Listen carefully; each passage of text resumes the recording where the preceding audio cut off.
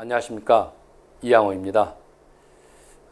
코로나 때문에 저희들이 그동안 만날 수 없었죠. 코로나가 아니었으면 이미 지금 아마 3차, 4차 다 끝났을 텐데 지금 코로나 때문에 못하다가 그래도 이렇게라도 만나 뵙게 되어서 반갑습니다. 그래서 조금 다른 환경에서 선생님들께 만나 뵙는 거지만 열심히 하도록 하겠습니다. 저희들이 이제 1기와 2기 때 했던 게 이 논어 앞에 4편이었죠. 학위편, 위정편, 8일편, 2인편 4편을 했는데요. 그때 들으셨던 분들도 있겠지만 새로 들어오신 분들을 위해서 논어에 관해서 아주 간략한 것들을 좀 말씀을 드리도록 하겠습니다. 논어는 공자가 직접 쓰신 것은 아니고요. 공자 제자들, 그것도 바로 이 제자들이라기보다는 제전 제자, 두 번째 또는 세 번째 제자들 의해서 정리되지 않았을까라고 추측이 되고 있습니다. 그리고 논어는 정확하게 어떤 사람이 편집을 했다든가 그런 걸 알 수는 없고요. 다만 이제 증자의 제자들이 하지 않았을까라고 추측해 볼 수 있는 구절들이 논어 속에 있습니다. 논어라는 그 말 뜻은 논은 이제 논찬한다 이런 뜻이죠. 그리고 어는 말씀 어니까 말인데 기본적으로는 공자의 말이고 그리고 또 제자의 말들이 거기에 이제 곁들여 있고요. 또 그 외에 다른 그 당시에 유력한 사람들의 말도 조금 들어 있습니다. 그래서 그 말들을 논찬한다 이런 의미다라고 생각하시면 될 것 같습니다. 공자님이 이렇게 태어난 때는 BC 551년으로 추정되고 있는데요. 그 시기는 석가모니, 그러니까 부처님의 탄생과 거의 일치한다고 보셔도 틀림이 없을 것 같습니다. 그리고 서양에서는 공자님보다 한 60년쯤 후에, 그러니까 한 2세대쯤 후에 소크라테스가 탄생한 거, 그런 어떤 시기다라고 보시면 될 것 같고요. 이 공자가 돌아가신 뒤로 바로 묵자가 태어났습니다. 그래서 묵자가 대강 한 100년 정도 사셨고요. 그리고 또 바로 맹자가 태어나서 한 80년쯤 사셨다. 그래서 이런 정도 생각하시면 그 시대가 어떤 사람들이 활동했던 시대였다라고 하는 것들을 아실 수가 있을 것 같습니다. 그러니까 서양으로 치면 이 소크라테스가 공자보다 한 2세대 정도 후배이고 그리고 이제 플라톤은 맹자보다는 한 조금 더 선배인 이런 정도 시대입니다. 그리고 공자가 살았던 시대를 춘추 시대다라고 말을 하죠. 조금 더 하면은 춘추 전국 시대 이렇게까지도 얘기를 합니다만은 춘추 시대라고 하는 것은 그 전에 주나라가 서쪽에 있었을 때 그걸 이제 서주라고 일반적으로 말을 하고 이 서주에 있다가 이 북방 또는 이 서방 세력에게 밀려 가지고 동쪽으로 옮겨오게 되죠. 그때부터를 가리켜서 동주다라고 하는데 그 동주 때부터를 이제 춘추 시대다라고 합니다. 그리고 그 춘추 시대에서도 또 어떤 이 권력 다툼이라든가 이런 것들이 격화되어 가지고 진나라, 이 진나라는 진시황의 그 진나라는 아니고요. 진문공의 진나라인데 그 진나라가 세 개 나라로 한나라, 위나라, 조나라로 쪼개지게 되었던 그때부터를 가리켜서 이제 대강 전국 시대다라고 말을 하고 있습니다. 그래서 공자는 춘추시대 말기를 사셨고 맹자는 전국시대 중기를 살았던 분으로 기억하시면 될 것 같습니다. 자, 이번에는 이제 5장, 5편 공야장부터 시작을 하게 될 텐데요. 이 공야장 편은 특히 이 공자 제자들에 대한 어떤 품평, 그리고 그 당시에 유력자들에 대한 어떤 그 품평을 많이 하고 있습니다. 그래서 공자가 사람들을 어떤 식으로 보고 있는가를 잘 살필 수 있는 그러한 이 편이 될 수가 있을 것 같습니다. 자, 그래서 첫 번째 편부터 첫 번째 장부터 보도록 하겠습니다. 먼저 제가 읽도록 하겠습니다. 자위 공야장 가처야 수 제누설지 중 비기죄야 이 기자 처지. 자, 해석을 하도록 하겠습니다. 공자가 공야장에 대해서 말했다. 가처야 사의를 삼을 만하다. 수제 누설지 중 비록 누설 중에 있다 하더라도, 근데 그 누설을 글자를 이렇게 보시면 실사변에 있죠. 요즘으로 말하면 포승줄입니다. 그래서 포승줄에 묶여 있는 그러한 상태다 하더라도, 포승줄에 묶여 있다라는 것은 감옥에 지금 갇혀 있다라고 하는 거죠. 그런 상태라 하더라도 그 사람의 비기죄야, 그 사람의 죄가 아니다. 그러니까 지금 죄를 짓지 않았는데도 감옥에 갇혀 있다라고 지금 공자는 생각을 한다라고 하는 거죠. 그러고 나서는 이 기자처지, 당신의 딸을 그에게 처로 삼았다. 그래서 이 사이로 공야장을 삼았다라고 지금 말을 하고 있습니다.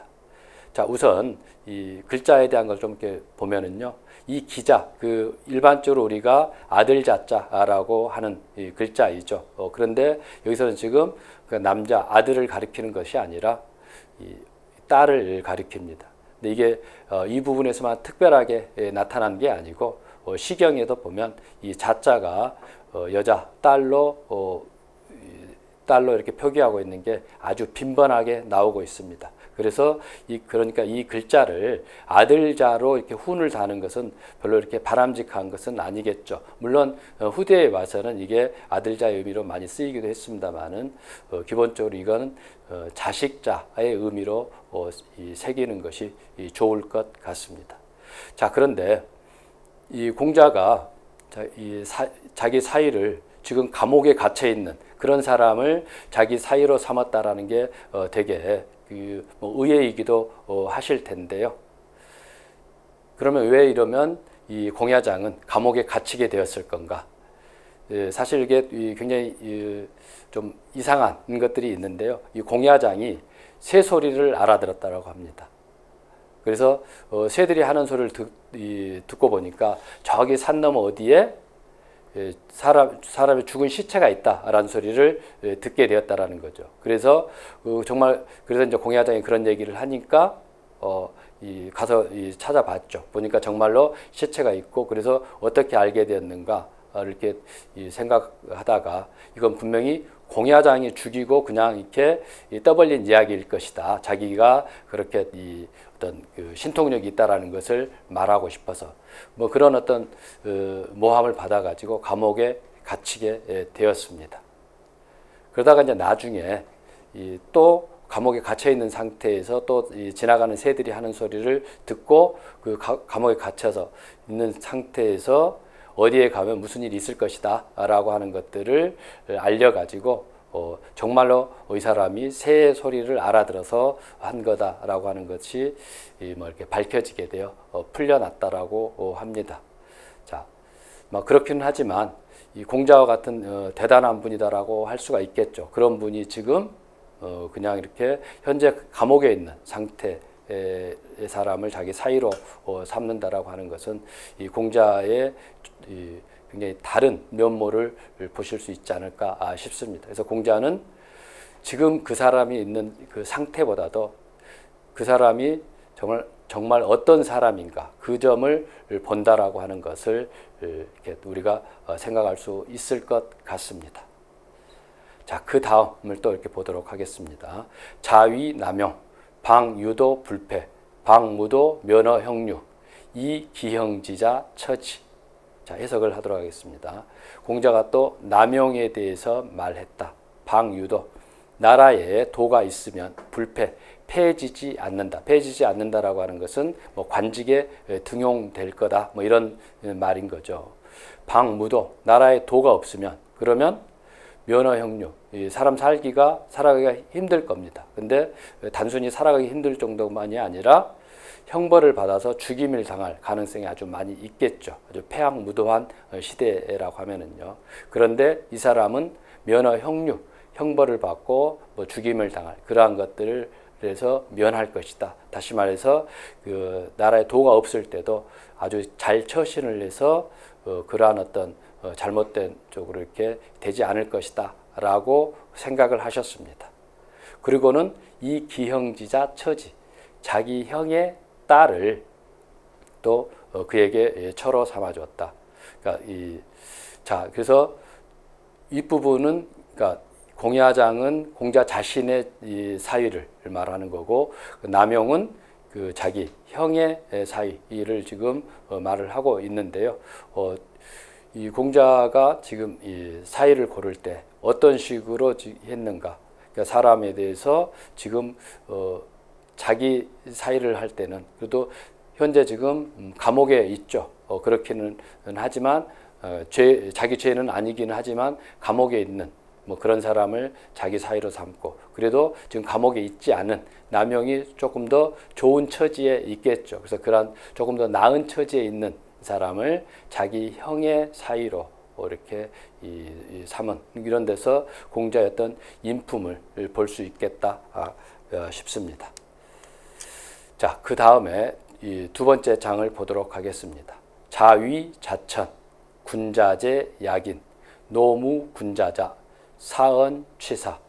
자, 해석을 하도록 하겠습니다. 공자가 자천에 대해서 말했다. 자천은 공자의 제자입니다. 아까 말했던 이 공야장이라든가 남용도 다 공자의 제자입니다. 자, 군자재 약인, 군자스럽구나 이 같은 사람이요. 노무 군자자, 노나라에 군자가 없었다고 한다면 사언치사, 이 사람이 어디에서 그러한 점을 취하겠는가? 그러니까 사언치사, 이 사자가 두 번 나오는데 앞에 사는 지금 이 사람, 그러니까 자천을 가리킬 거고요. 맨 끝에 있는 사자는 이 군자를 가리키겠죠. 그래서 지금 이 자천이 군자스러운 어떤 모습을 드러내고 있는데, 그거는 그 자신이 물론 열심히 잘 해서이기도 하겠지만 그 주변이 군자스러운 사람들이 있어서 거기에서 본받고 자기도 그러한 길을 걷게 되었다라고 하는 것을 보여주고 있습니다. 우리가 그 주변이 어떤 상황이냐에 따라서 그 사람이 어떤 모습을 띠느냐는 아주 잘 나타나겠죠. 그 다음 장을 또 보도록 하겠습니다. 세 번째 장인데요. 자공문활, 사야하여, 자왈, 여기야, 왈, 하기야, 왈, 호려냐. 자, 자공이 묻습니다. 사야하여. 이 사는 자공 자신의 이름입니다. 그러니까 저는 어떻습니까? 라고 지금 묻는 거죠. 자, 그러니까 공자가 너는 그릇이다. 그러니까 또 자공이 묻습니다. 하기야. 어떤 그릇입니까? 그러니까 공자가 호련이다라고 말을 합니다. 근데 호련 글자 이렇게 보시면 앞에 지금 구술옥변이죠. 그러니까 지금 옥으로 만든 그릇이다 이런 뜻인데요. 자, 지금 이제 이 그릇이다라고 표현한 것에서 조금 더 우리가 이 사전 지식을 알아야 되는데요.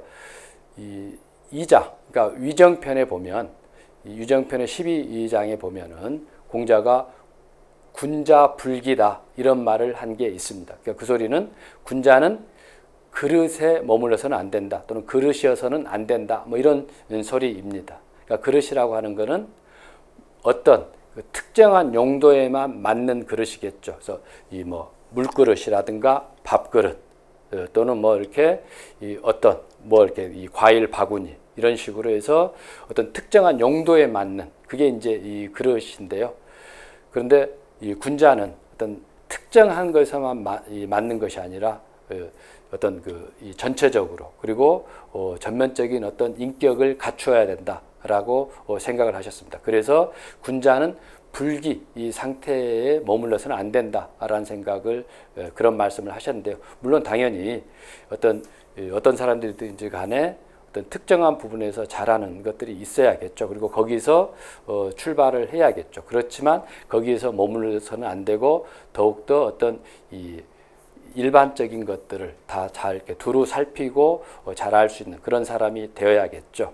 자, 이런 것을 지금 말씀하신 이 공자인데, 자공이 저는 어떤 사람입니까? 라고 지금 물으니까 공자가 너는 그릇이다 라고 한 겁니다. 그러니까 이 소리는 조금 이렇게 자공에 대해서 약간 낮췄다고 할까요? 폄하했다고 할 수 있는 그러한 표현일 수가 있습니다. 그러니까 이 자공이 물러서지 않죠. 그래서 그러면 도대체 어떤 그릇입니까? 라고 물었습니다. 그러니까 공자가 호련이다. 근데 이 호련은 아까 말씀드렸듯이 옥으로 만든 그릇이라고 그랬죠. 그래서 옥으로 만든 아주 좋은 그릇인데요. 주로 제사 때 사용한 그릇입니다. 그러니까 그릇 중에서는 최고에 속하는 그릇이다라고 할 수가 있겠죠. 왜냐하면 이 제사에 사용되는 그릇보다 더 어떤 이 존중받고 어떤 더 평가받는 그러한 그릇이 없을 테니까요. 그런 점에서 이 공자가 자공하고 이거는 지금 농담하는 그런 느낌들이 나는 이 장입니다. 그러니까 처음에 자공이 물으니까 너는 그릇이다라고 하면서 조금 이렇게 약간 이렇게 낮추는 그런 방식으로 하셨다가 어떤 그릇이냐라고 하니까 제사에 쓰는 그릇이지라고 함으로써 또 훌륭한 어떤 인품을 갖추고 있다라고 하는 것들을 말씀하시는 거죠. 그래서 이 자공은 우리가 잘 알듯이 공자 제자 중에 아주 이렇게 아주 특출난 분이죠. 그래서 일반적으로 안회, 자로, 자공 세 사람을 공자의 어떤 최고의 제자로 놓고 있는데, 여기서 보시면 지금 이 공자가 자공과 농담하는 그러한 모습들을 볼 수가 있습니다. 논어에 보면은 여기 말고도 다른 데서도 공자가 농담하는 장면도 나오고 그러는데요. 그래서 이 공자가 우리가 일반적으로 말하듯이 그냥 어떤 아주 근엄한 어떤 이 표정만 짓고 있을 거다라고 생각하시면 안 될 것 같습니다. 그래서 논어에 나타나는 공자는 굉장히 다채롭고 농담도 잘하시고 노래도 잘하고, 그래서 또 다른 사람이 노래를 잘하면 또 이렇게 한 번 더 시키고 또 당신도 따라 부르고 하는 이런 장면들이 많이 나오고 있습니다. 그래서 앞으로 이렇게 차근차근 보도록 하고요. 그 다음에 네 번째 장을 이렇게 보도록 하겠습니다. 호괄, 옹야, 인이 불령, 자왈, 언용령, 어인이 구급, 누중어인, 부지기인, 언용령. 자, 어떤 사람이 이 여몽이라고 하는데요. 중궁이라고도 하고요. 여몽에 대해서 말을 합니다. 옹이란 사람은 자, 인이 불령, 어질기는 하지만 불령, 영자는 말재간입니다. 교원 영색할 때 교원과 같은 겁니다. 그래서 말재간이 없다라고 지금 하면서 옹을 평가를 했습니다. 그러니까 이 소리는 지금 여몽이 어질기는 하지만 이런 말재간이 없어서 좀 문제가 있어, 이런 식으로 지금 여몽을 약간 비판하는 거죠. 그러니까 그 소리를 들은 공자가 언용령, 아주 이렇게 단박에 끊습니다. 언용령, 어디에다가 말재간을 쓰겠는가? 그러니까 말재간 없는 것이 그렇게 큰 흠이 아니다라고 지금 말을 하고 계시는 거죠.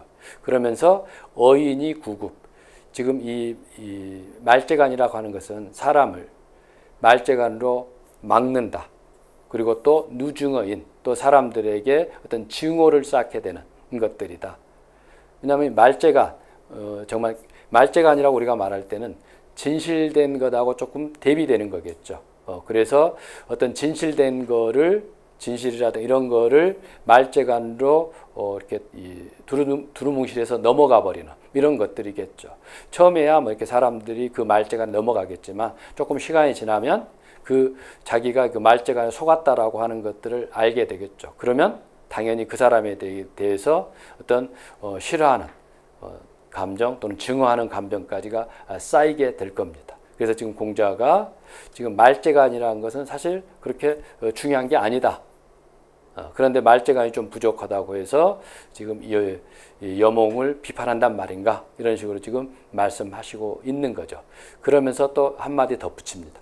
부지기인 언용령. 자, 그가 인한지는 알지 못하겠다. 자, 앞에 사람이 지금 어떤 사람이 여몽이 어질다라고 평가했지 않습니까? 근데 공자는 그가 지금 그러니까 여몽이 어딘지는 내가 잘 모르겠다. 그렇지만 어디에다 말재간을 쓰겠는가? 한 번 더 이렇게 반복하셨습니다. 그래서 당연히 어질면 그걸로도 충분한 뭐 이렇게 100%라고 할 수는 없겠지만 충분한 어떤 인격을 갖춘 자라고 할 수가 있겠죠. 그런데 말재간이 없다고 해서 그걸로 이제 비판한 것을 공자가 다시 이렇게 이 여몽에 대해서 그런 식으로 평가하는 것은 올바른 평가가 아니다라고 지금 말씀을 하고 계십니다. 그 다음에 이제 5번째 장을 보도록 하겠습니다. 자사 7쪽의 사 대왈 오사지 미능신 자열. 자, 공자가 7쪽에로 하여금 벼슬을 하게 했습니다. 이 7쪽에도 공자의 지금 제자입니다. 그러니까 이 7쪽에가 대답을 합니다. 오사지 미능신. 내가 그것에 대해서 이 믿음을 가질 수가 없습니다. 이렇게 지금 말을 했습니다. 그러니까 공자가 기뻐했다라고 했습니다. 그래서 맨 뒤에 나오는 지금 열자는 현대에는 이걸 설자로 읽고 있죠. 그런데 논어에 이 글자 나오면 다 이렇게 열자입니다. 기쁠 열자이죠. 그러니까 옛날에는 앞에 부수의 차이에 따라서 이 뜻이 별로 이렇게 차이가 나지 않았다라는 걸 말씀을 드렸죠. 그래서 부수를 이렇게 바꿔가면서 또는 없는 걸로 또는 있는 걸로 생각하면서 해석을 해야 될 글자들이 많이 있다라고 말씀을 드렸는데요. 이것도 그 중에 하나입니다. 그래서 공자가 기뻐했다. 이거는 이제 저희들이 하기편에서 하기 쉽지 불령여로 하면서도 이렇게 말씀을 드렸죠. 그때도 열자를 이 글자로 쓰고 있습니다. 자, 그런데 이 7쪽의 공자가 이 7쪽의 말에 기뻐하게 된 것은 지금 그 당시 논어에 보면 다른 데 이런 게 나오는데요. 한 3년 배우면은 이 벼슬자리를 이렇게 향해서 나가지 않은 사람이 드물다라고 공작하면서 한탄했습니다. 그러니까 그 당시 공부를 한다고 하는 사람들이, 배운다고 하는 사람들이 벼슬자리를 목표로 하는 경향들이 많이 있었던 거죠. 그런데 지금 이 7쪽에는 너 이렇게 여기 가서 벼슬을 해라라고 공자가 말씀하셨음에도 불구하고 그거에 대해서 지금 충분히 믿업지가 않습니다라고 말을 하고 있는 겁니다. 자, 그런데 이 지금 믿업지 않다라는 거에 대해서 이 해석이 약간 갈립니다. 뭘 도대체 이 믿업지 않다라고 하는 걸까? 미능신에 대한 해석인데요. 일단 첫 번째로 이렇게 하는 게 자기 능력. 그러니까 내가 지금 그 벼슬자리를 할 만큼 충분히 능력이 있는지에 대해서 믿음이 잘 가지 않습니다. 라고 이제 해석을 하기도 하고요. 또 다른 해석은 군주의 능력이 충분한지. 그러니까 군주가 지금 괜찮은 사람에서 그 밑에 가서 내가 벼슬을 할 수 있는지에 대해서 그 어떤 신뢰가 가지 않습니다.